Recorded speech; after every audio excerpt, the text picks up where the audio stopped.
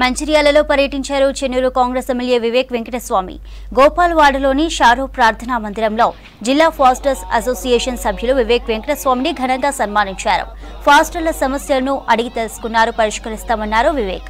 తన గెలుపుకు ఫాస్టర్లు ఎంతో కృషి చేశారని చెప్పారు. తర్వాత మందమర్రి మండలం బొక్కలగుట్ట గ్రామంలోని గాంధారి మైసమ్మ దేవాలయంలో చండీ యాగంలో పాల్గొన్నారు. అక్కడ ప్రత్యేక పూజలు చేశారు వివేక్. అధశాంతిం ప్రయశ్చ మే.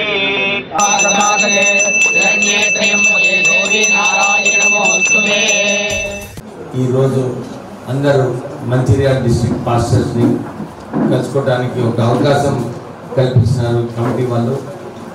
చెన్నూరులో మొన్న new year greetings, Christmas greetings, new year greetings సందర్భంగా చాలామంది పాస్టర్స్ అక్కడ చెన్నూరు మండలం నుంచి రావడం జరిగింది.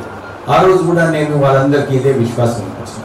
మీరందరూ కూడా మాకు కాంగ్రెస్ పార్టీకి మా అందరినీ కూడా గెలవాలని చెప్పి మీరందరూ కూడా కష్టపడి పనిచేసి మమ్మల్ని అందరినీ కూడా మీరు గెలిపించడం జరిగింది. నేను మీ అందరికీ ఇదే విశ్వాసం ఇప్పిస్తున్నాను.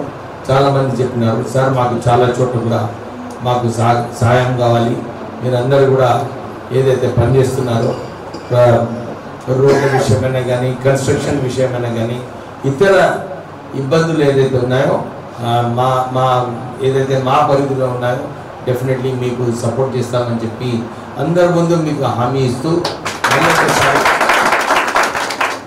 మీరందరూ కూడా అన్ని చోట్ల కూడా మీరు తెలంగాణ వ్యాప్తంగా మీరందరూ ఒక మంచి పని చేస్తున్నారు. అన్ని చోట్ల కూడా పబ్లిక్ని, ప్రజల్ని ఒక అవేర్నెస్ క్రియేట్ చేసి ఎట్లా మన భవిష్యత్తు మంచిగా ఉండాలి, ఎట్లా మనం చదువుకోవాలి, ఎట్లా ప్రభుని పూజలు చేస్తూ వర్షిప్ చేస్తూ వారు ఏదైతే మనకు స్ట్రెంగ్త్ ఇస్తారు, ఎంత మంచిగా ఉండాలి, మంచి దారిలో పోవాలి, ఒక ప్రజలకు సాయం పడేలాగా మీరందరూ కూడా పనిచేయాలని చెప్పి ఏదైతే దేవుడు మనకు ఆశీర్వదిస్తాడో రెస్పాన్సిబిలిటీ అందరిపైన ఉంది. మనందరిపైన ఎట్లా మన తోటి సోదరుడికి ఎట్లా హెల్ప్ చేయాలి, మన సమస్యలు ఎట్లా పరిష్కరించుకోవాలి అని చెప్పి ఆ కృషిలో మీరందరూ కూడా పనిచేస్తున్నారు. మీ అందరికీ కూడా అభినందనలు చెప్తూ ఎప్పుడు కూడా ఉన్నారు.